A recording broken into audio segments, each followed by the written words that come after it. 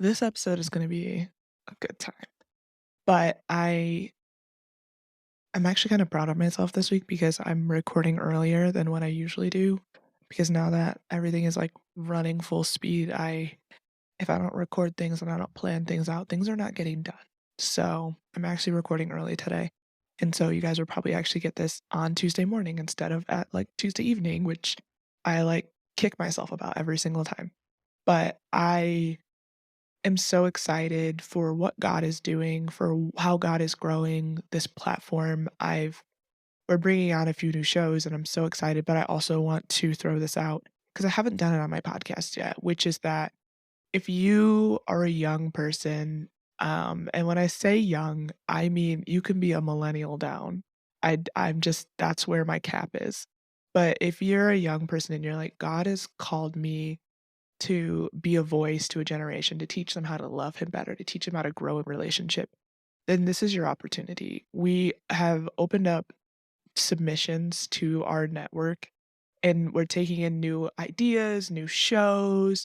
If you have an existing show, we want to hear it. If you're just like on TikTok or you're just on social media or you just preach and you're like, I feel like this is what I'm called to.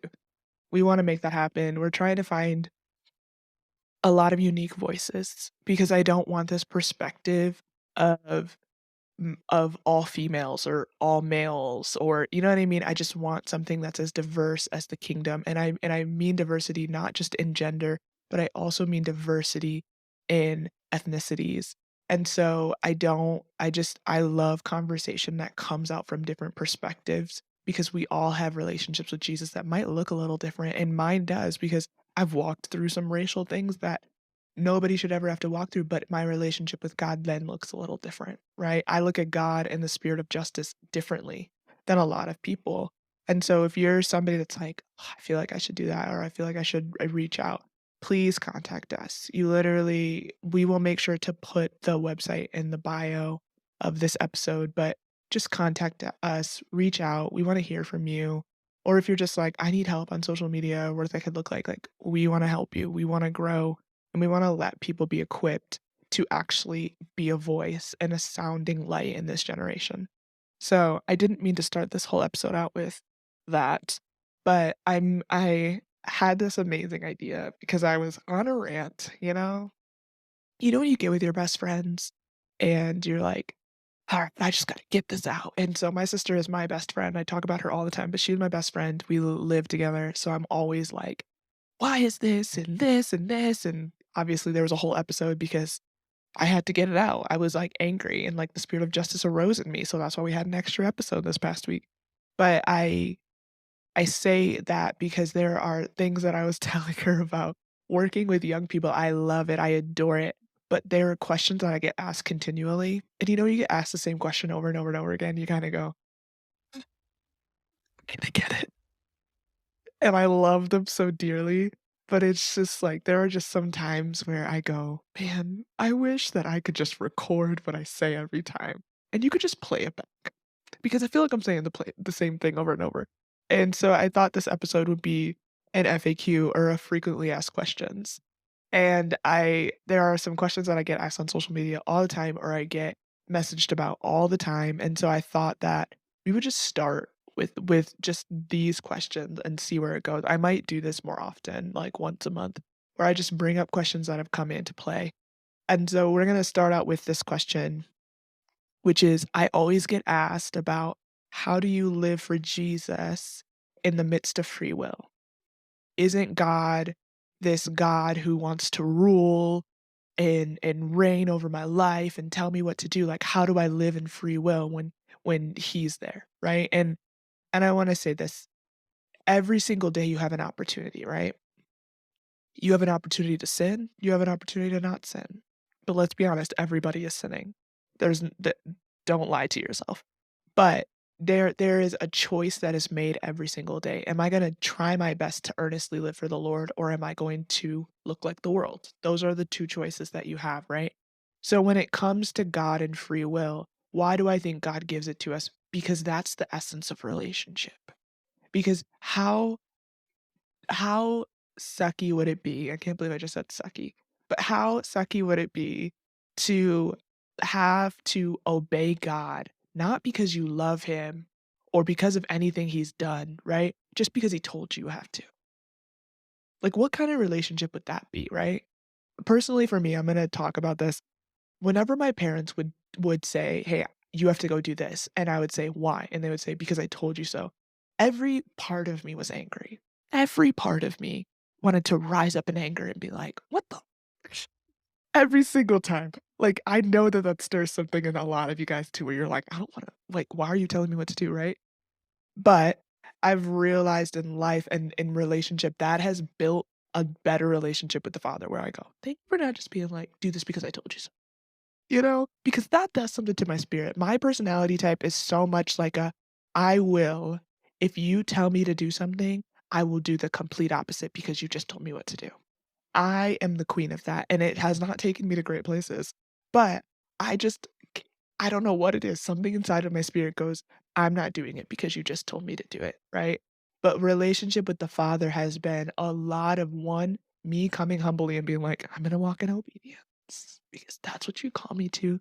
But when it comes to free will, I want you to stop thinking of it as, "Well, okay, I can do whatever I want. I can sin or I can do this or I can do that," right? I want and or God's gonna reign and rule over my life if I follow after him, right? I want you to start looking at it as, I get the choice. That he loves me so much, he gives me a choice. I get the choice to love him. I get the choice to choose him daily. I get the choice to live in grace. I get the choice to love people well. When you look at free will in that way, everything shifts. And I wanna say this as we're pertaining to free will, do not play with it when it comes to grace, because I think these correlate together, grace and free will. A lot of people, I've heard it from my literal friends, and I have had to have conversations that are hard, where I've said, "You're seriously going to go and sin and then step up on a stage on Sunday morning and give him all praise and all worthy and all honor before everybody, but I know what you're doing Monday through Friday, right? On Saturday, you're gonna go, I'm gonna go get right with God. And then on Sunday, you're gonna step in the pulpit, and then on Monday, you're gonna go back to sin. I just when we play with the grace that God has for us in that way, I get scared. And I just know that there are people that have callings on their lives that shouldn't be played with by the essence of grace. If you're like me, I grew up in church, and one of the things I used to tell myself all the time is, okay, when I'm older, I'll start following after the Father. I'll start following after God. Grew up in church, know my Bible inside and out. I've sat in his presence, I've seen healing, I've seen miracles. I'm just like, "I'm gonna do me. I'm gonna play this game because I know there's enough grace for me to come back." Don't play the game. Don't feed that lie. That is the enemy going, "What if you just compromised a little bit until you live in sin?" Because I'm gonna tell you this, once you're living in sin and there's no purpose and there's no hope and there's no identity, shame and condemnation have taken root and it's hard to break off. How do I know this? Look at the prodigal son, right? He thinks he knows better. He goes, "Give it all to me now. I know what I'm doing. And then I'm gonna go do me," right? He thinks he knows better. And in the end, what happens? He squanders everything, and he's in shame, and he's in condemnation, and he's in bondage, and he's scared. And so I think one of the big things about this is don't wait. Don't hesitate to know the Father. Don't sit back and be like, "I'm just gonna wait until I'm XYZ years old, and then I'm gonna come back to Jesus." Because what is that? What is that? That's not relationship anymore. And you're gonna grieve your own heart. As much as it grieves the Father, you're grieving your own heart because you wasted so much time. I've had so many moments in my life where I go, "Man, if I would have just gotten myself together a little bit quicker, what would have happened? What would have shifted? Would I have to deal with this issue anymore? Would I struggle with this sin anymore?"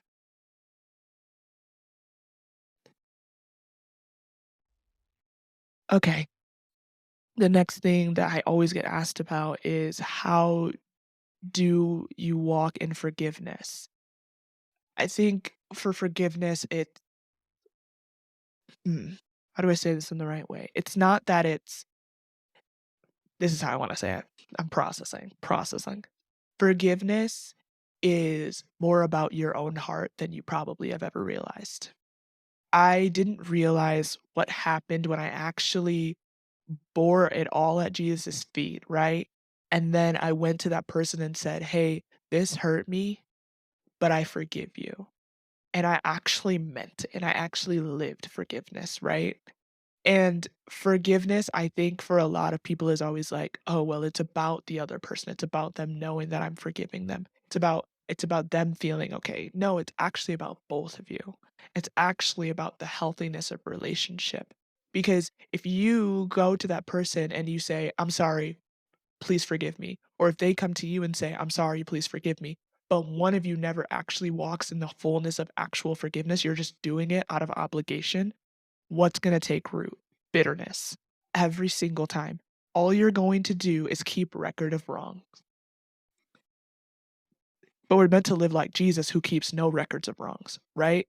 And so when it comes to forgiveness, when you look at it as, okay, this isn't just about the pain of whatever situation we're walking through. This is actually about my spiritual life, my heart too, in the midst of this. And so forgiveness is actually about more of, I will walk and look like Jesus in all ways. And I do want to say this, sometimes forgiveness is hard. I think one of the things that my sister and we've talked through a lot is my parents used to do this thing with us where we would have to go to the person that we hurt or the person that hurt us, and we'd have to say, "I'm sorry for blank, blank, blank. Will you please forgive me?" It's boom. But one thing that really came into our hearts and we didn't realize until we were older is that we would quickly do that to people. But really, we were dealing with bitterness at the end of the day. We were doing it because we were just programmed to do it that way. And so we're like, "I have to forgive you now." Not realizing actually like we need to unpack this. We need to actually deeply forgive them. We don't need to just say the words, we need to live the words. And so, I think a lot of times for those of us that have probably grown up in Christian households or religious households, you get really used to having to just quickly forgive and then move on, but not realizing that the quickness of that of the saying I'm sorry or asking for forgiveness and then moving on quickly, it actually is stirring up bitterness inside of us and we're holding it against people and we're not building healthy relationship. Confrontation is beautiful. There are people that hate it. I am not a person that hates it. I think it's beautiful every single time. But with confrontation comes understanding that you are valuing the heart of that other person and you are valuing your heart too. Because what happens when confrontation never happens? A lot of gossip, a lot of hurt, a lot of bitterness, and a lot of unresolved issues, which is not how we're meant to live together, right? But when you're walking in forgiveness, when you're having confrontation and you're going in with the heart of the Father and the heart for that person and your heart also that he has for you, it shifts the way you forgive people. Forgiveness is not something we should just flippantly throw out, but it should something we actually live and breathe. That's what it needs to be. It should be something so embedded in our heart that offense can never come in. All right. The next one that I get asked all the time is, oh, so one of the big questions that I always get asked is, I'm struggling really hard. Like, I don't feel close to God. I don't feel like He loves me. I've just been dealing with so much and I don't know what to do. My first question is always the same thing. When's the last time you talked to God? And it's always quiet. It's always well, mm, I I don't know. I don't know. Well, and then it always goes to, I can't like, why would I talk to him? I can't. I'm struggling. Like I'm a mess. He doesn't even want to talk to me. I can't really even feel his presence. So I don't know why I would talk to him. And then I always ask the next thing. When's the last time you read your Bible? And they're always the same. Well, I kind of struggle with, and I go, yeah, I bet you're struggling because if there's no foundation that is rooted in His Word, what do you do when hard times come? Whenever I've walked through grief or pain or really hard circumstances, my first move is always to one, talk to God, and read my Bible. Why am I reading my Bible? Because his word is living and active. And so when you are living from this place of faith, of real faith, not just feelings, you are living from faith. His word is everything you need. When you're struggling, his word is breathing and speaking to you. It is. And you're like, well, I just can't hear from God, or I'm struggling and I can't feel his presence. His presence is in his word. It is as much in his word as it is in a worship song. It is. His presence is right there. It is with you. It is not leaving. It is, and when we sit here and we go, I just don't know. I don't know what's going on. And I get kind of these weird looks of, why would your first move be to go to God? Why wouldn't that be my first move? I think we've gotten to this idea where we kind of like almost feel like we can remedy our situations, so we don't really need God. But I think God, in his true and honest nature of being a father, wants to know, wants to walk through that with you. Why? Because he's always with you. But when you're going, actually, I'm gonna fix this, you sit on the side. You take the bench. I got this. I just think the valley becomes a season then.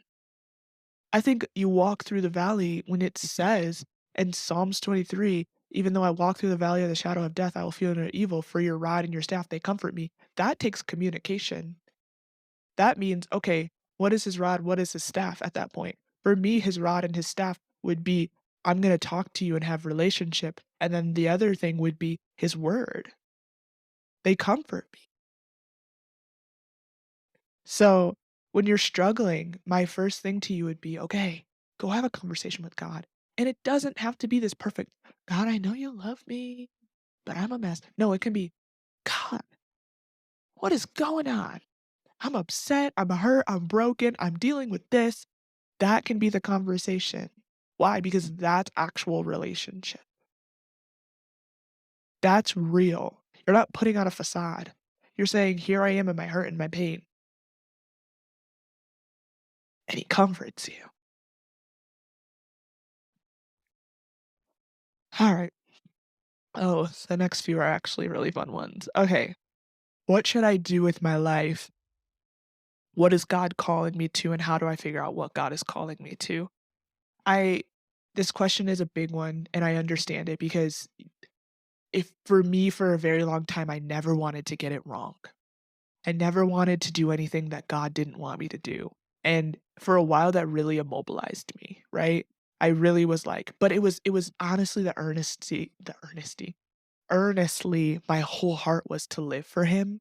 And so I wanted to figure out what I should do with my life or how I should live it so that he could be glorified, so that he could be honored in all things, right? And I don't think God was mad at that, but God was just trying to teach me, as we talked about earlier, about free will and relationship too. And so if I'm walking in healthy relationship with him, what I choose won't be off, right? If I'm walking in healthy relationship.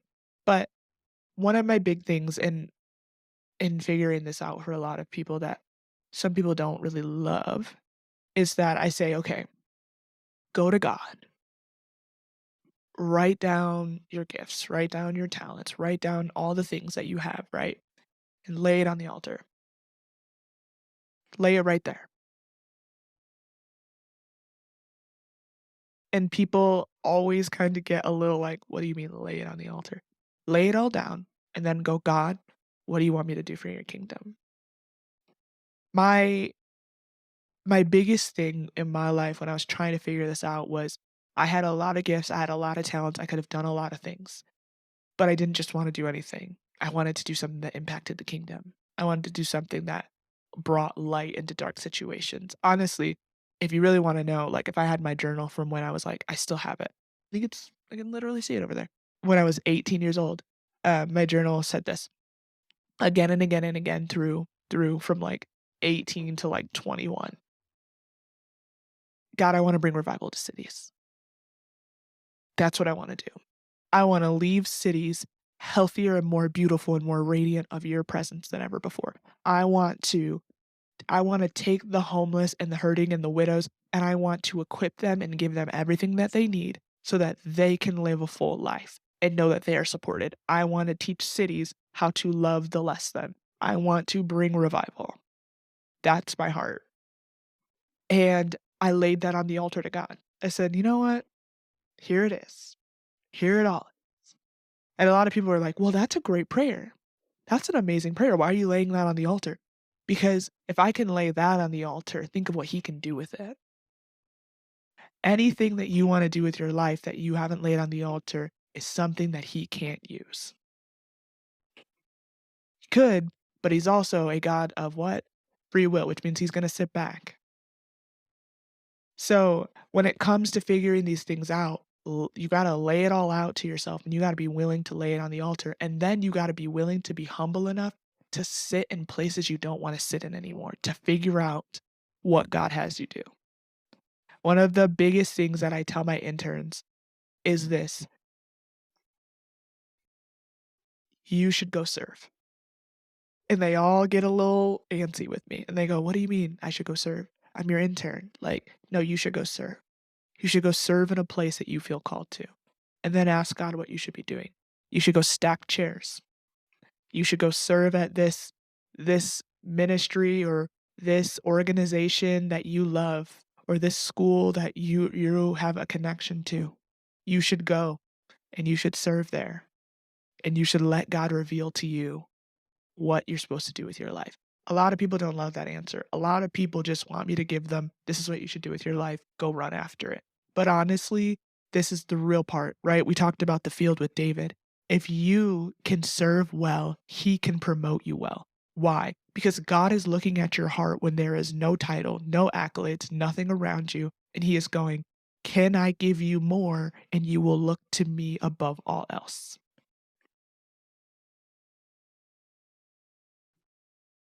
One thing that the reason that I say that so much is because when I it's gonna be funny. There's so much, right, that's on my life, but when I stepped down from the position that I held at a church and then I moved cross country, I a lot of people looked at me and were like, "What the frick are you doing? What are you doing?" And I was like, "I'm obeying God." And the question was always, "But isn't this your dream job? Isn't this what God has called you to?" And I said, "God didn't call me to a position or a title, he called me to be his daughter, and he called me to make disciples." Trigger. Trigger some people. Because when you're looking at things in the light of the world, right, you're going, "Oh, position.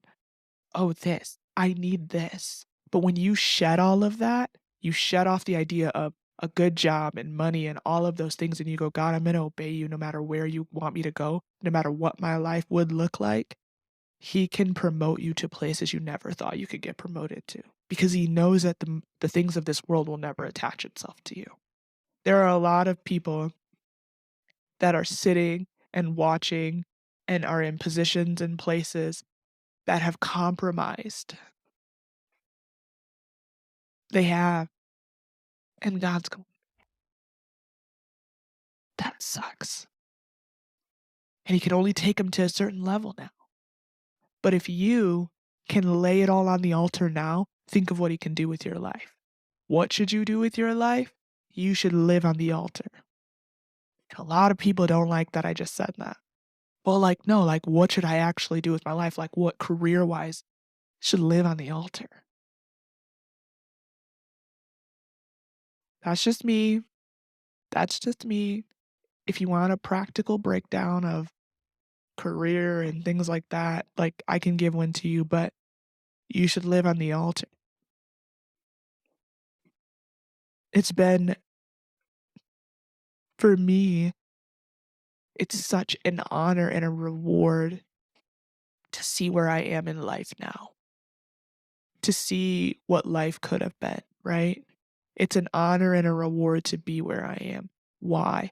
Because I had to shed, give away, and allow God to change my heart for what life should look like so that I could live in the place that I do now, which is in true surrender, which is on the altar, which is in just fervent and reverent love to the Father.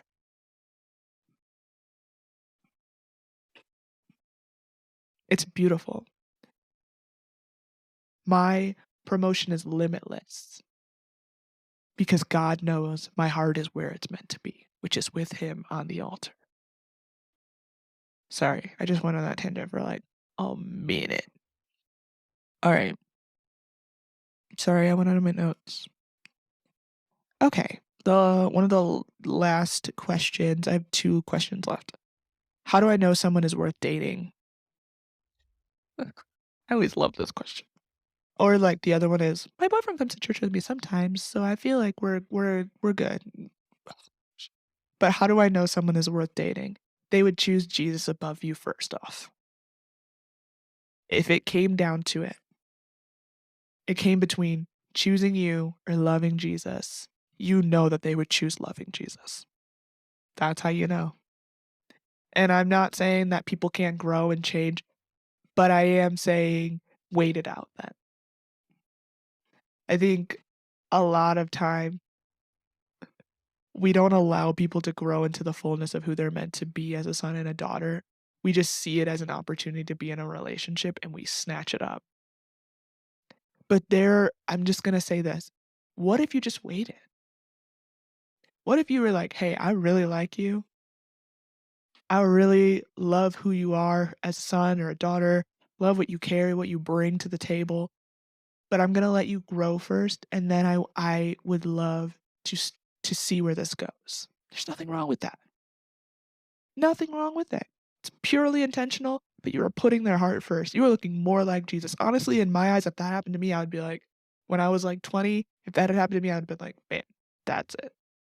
That's it.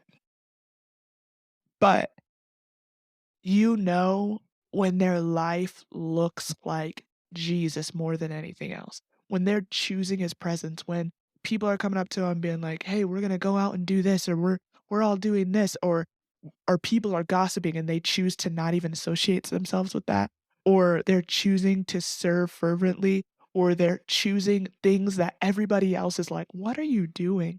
Those are the ones. Those are the ones. I tell I tell my students this all the time because I'm like, "I want you to get it. I just want you to get it." Like, choose someone that would choose Jesus above you, that would choose Jesus above you. Do you wanna know why I say that? Because that means that they love Jesus above all else, which means they'll hold your heart with the same love and contentment that they have for Jesus for you. They're gonna honor you above all else. Why? Because they love Jesus. If you love Jesus and you've shut off your flesh, your old man, right? And you're doing everything to be holy, to live a right in righteousness and in reverence to the Father, what are you gonna do? You're gonna love people really well. You're gonna hold their hearts really well because you know how much he loves them, because you know how much he loves you. Find someone that values your heart and will choose Jesus above all. All right, the last question I have, which I get asked a lot, I get so many DMs about this, is what devotionals do you recommend? And I'm gonna be real honest with you guys. I am so freaking sorry. Um, I'm so freaking bad about devotionals. Why am I bad at it? Because your girl has this thing where her mind just runs, right?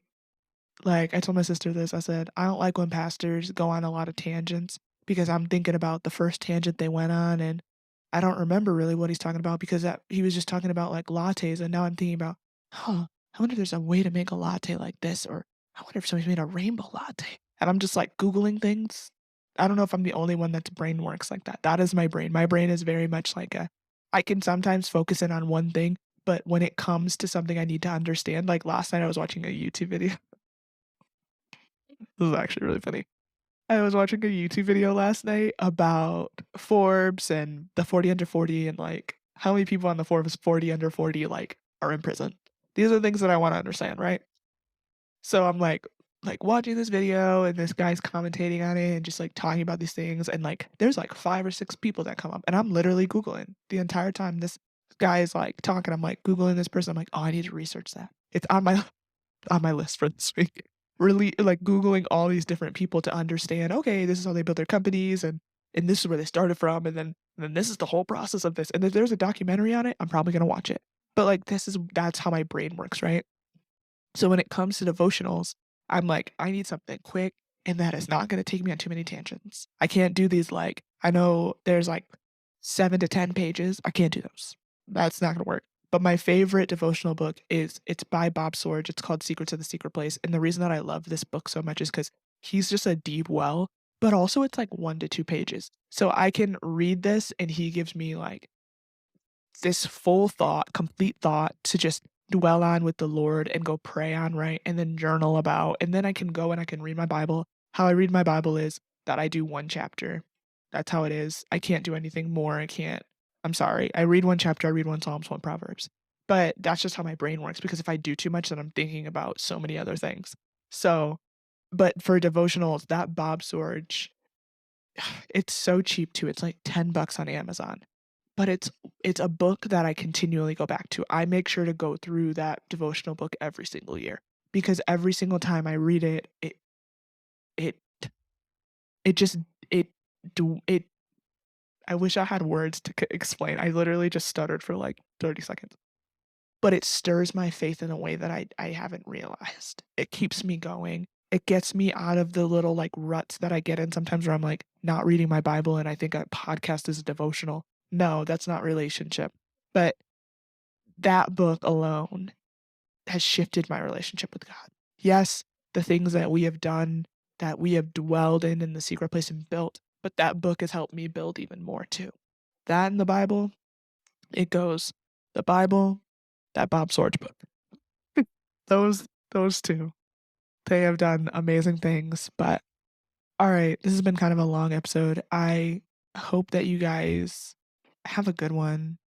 We'll be back next week.